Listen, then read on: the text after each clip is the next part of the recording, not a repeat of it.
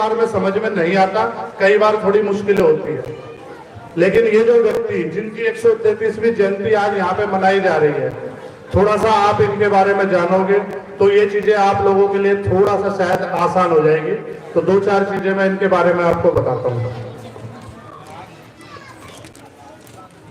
बाबा साहब भीमराव अंबेडकर साहब, जिन्होंने इस देश का संविधान लिखा, उनको देश में भारत रत्न का खिताब जो है दिया गया है।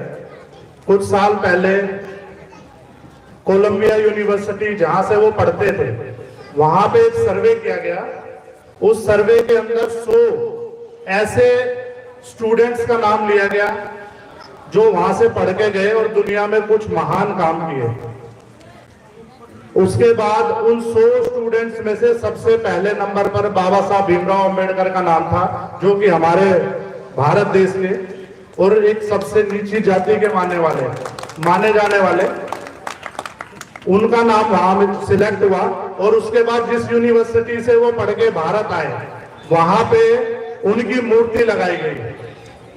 और हमारे देश में उनकी मूर्तियां कैसे तोड़ी जाती हैं, आप लोग सब देखते हो ना मीडिया में, कभी हाथ तोड़ दिया, कभी गर्दन तोड़ दी, कभी कुछ तोड़ दिया।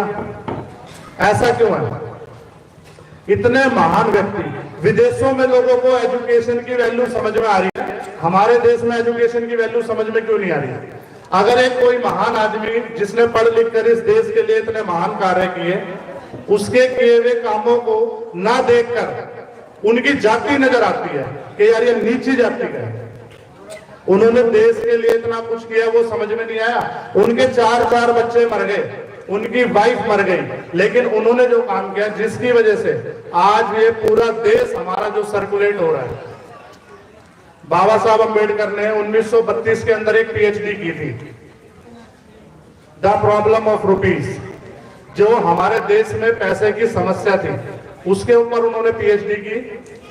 और आज आप अपने आसपास जितने भी बैंक देख रहे हो, जो सारे बैंक आरबीआई के अंडर रन हो रहे हैं, जितने भी बैंकों से आप लोन लेते हो या जितनी भी सुविधाएं आपके घरों में आ रही है फाइनेंस के, वो सारे के सारे बैंक आरबीआई के अंडर चलते हैं। और आरबीआई बैंक है जो बाबा साहब अंबेडकर की पीएचडी के ऊपर खड़ा हुआ है, जब आज पूरे देश की पैसों की समस्या समाप्त हुई।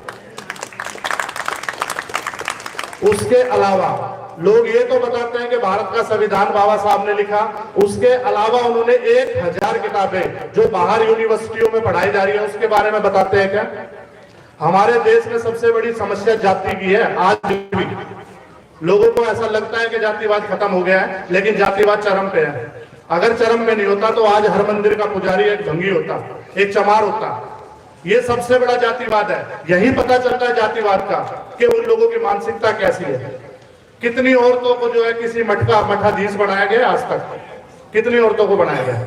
इंदिरा गांधी प्राइम मिनिस्टर बनी देश का संविधान लागू होने के बाद। अगर देश का संविधान नहीं होता तो एक महिला कभी भी इस देश की प्रधानमंत्री नहीं बन सकती थी, क्योंकि ये कहावतें आप लोगों ने भी सुनी होगी, नारी नरक का द्वार है, औरत पैर की जूती है, ये कहा जाता है आज भी।